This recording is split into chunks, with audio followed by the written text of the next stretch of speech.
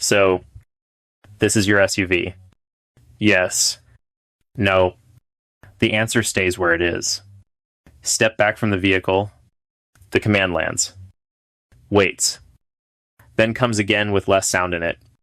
Step back. The body camera is already recording.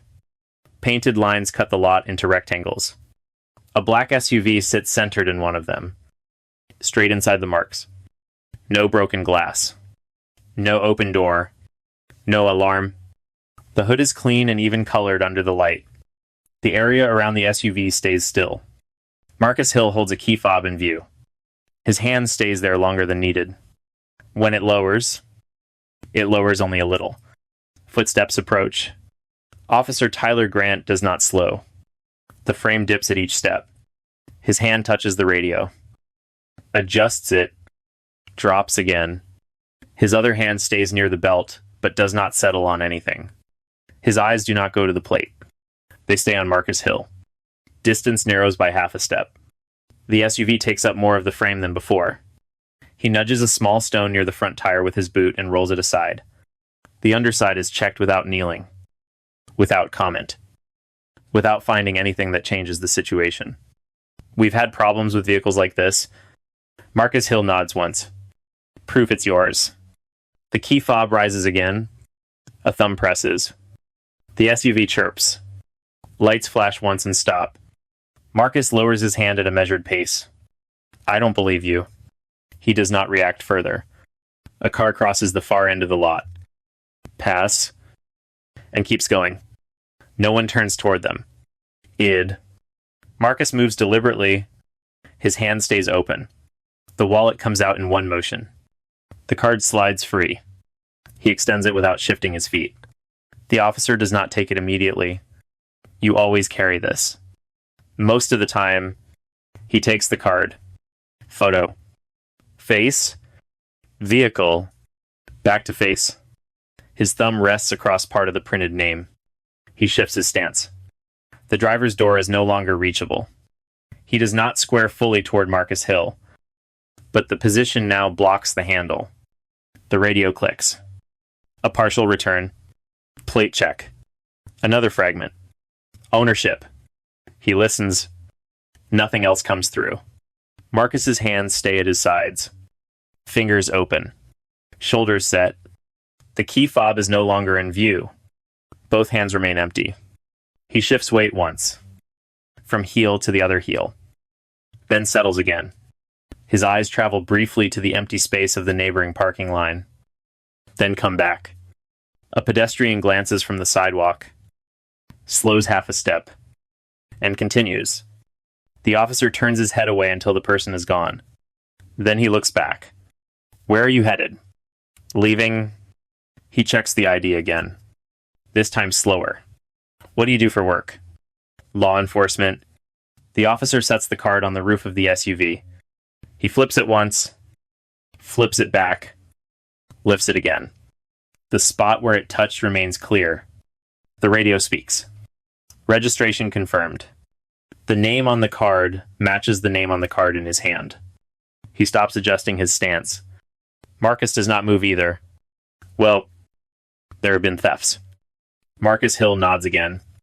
You got anything illegal in the vehicle? No. Mind if I look? I do. The refusal stays contained. The officer exhales through the nose. Relax.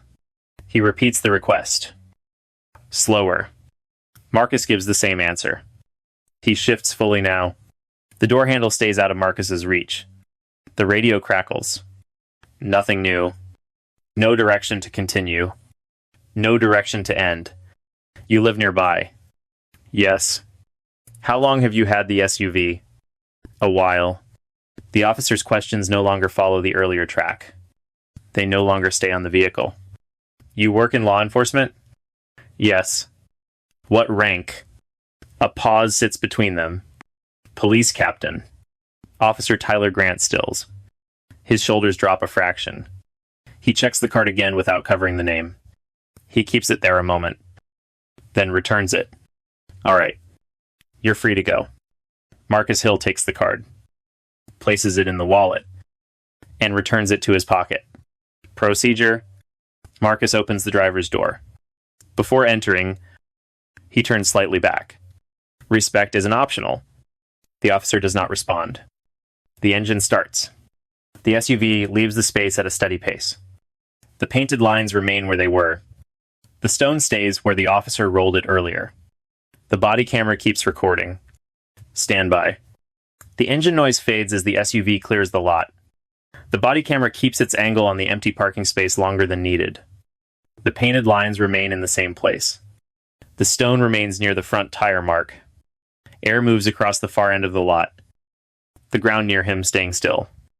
Officer Tyler Grant does not turn off the camera. His hands stay near his belt. He looks toward the exit lane Marcus Hill used moments earlier, then back to the space where he stood during the stop. He adjusts the radio once, releases it, then adjusts it again. His stance stays directed toward the lot. Units be advised. The radio chatter is low, unrelated. No voice on the radio calls his unit. He stays in place.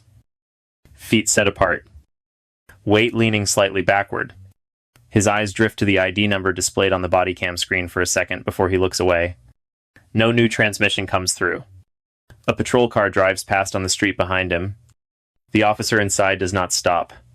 He glances toward it, lifts his chin once, then lowers it again. His boots remain pointed toward the empty space where Marcus had stood. He reaches for the notepad in his breast pocket, removes it halfway. Pose. Then pushes it back inside without writing anything. His hand lingers on the pocket flap a beat longer before dropping. The radio clicks again. Copy that. Dispatch. Not him. Another unit. He adjusts the chest strap of the body camera. The red light stays on. He keeps his shoulders squared toward the lot, not the street. He steps toward the once occupied space. Stops at the same distance where he last blocked the driver's door. His hand rises as if to mimic the earlier stance, then drops halfway. Fingers curling in loosely. He looks down at the pavement, nudges the stone again with the toe of his boot, moves it a few inches, and stops. The radio speaks again. Grant. Status. He does not answer. He takes one steady breath. Clear. He turns and walks back to his patrol car at a measured pace. The body camera angle dips once per step. He opens the door, but instead of getting in, he stands with it half open. One hand on the frame, the other on the seat edge. He does not sit. His eyes follow a car turning into the lot. A woman steps out, glances at him briefly, then walks toward the store entrance. He turns his head away. When the person leaves, he looks back. He gets into the seat without closing the door fully. The engine is off. The cabin stays quiet except for the low hum of passing traffic. He leans back into the seat, but not fully. He rubs a thumb along the edge of the steering wheel. The motion slow. He reaches for the in-car terminal. The screen wakes. He scrolls through a list of recent dispatch checks. Marcus Hill's name appears near the top. He taps it once. Opens the return. The registration confirmation appears. He closes it. Pose. Then opens it again before closing it. He stays still for a short span. He lifts the radio mic. Dispatch. Confirm record saved. A pause follows. Affirmative. He lowers the mic. His hand stays wrapped around it a moment longer before dropping. Traffic from the street moves at a steady pace. He stays seated. The door still closed. He adjusts the watch on his wrist once, then leaves it where it was. He finally closes the door fully. The sound is soft. He leans back into the seat again. Shoulders an inch from the rest. He touches the body camera housing with 2 fingers. Checks the red light, then lets his hand fall. The body cam light remains red. A system notification appears on the terminal. Auto save complete. The file remains listed at the top. He opens it, sees the timestamp, then closes it. The radio chirps softly. Grant, return when ready. He does not answer. A moment pass. Then he turns right. Copy. He starts the engine. He pulls out slowly. At the lot exit, he pauses. Looks both ways. Then merges into traffic. The street ahead shows no cars moving through. The body cam stays on. The patrol car moves through normal traffic. The engine sound drops as he continues down the road. The body camera light stays red until the upload indicator on the terminal shifts. A small icon blinks once and stops. Officer Tyler Grant keeps one hand on the wheel, the other resting near the radio mic but not lifting it. Nothing else inside the cabin changes position. At the next intersection, he slows more than necessary.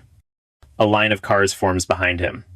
He turns left without signaling early, then steadies the wheel. His shoulders sit forward, not touching the seat. Back at the station lot, he parks in a row with 2 empty spaces on each side. He shuts off the engine. He does not exit immediately. His hand stays on the key, unmoving.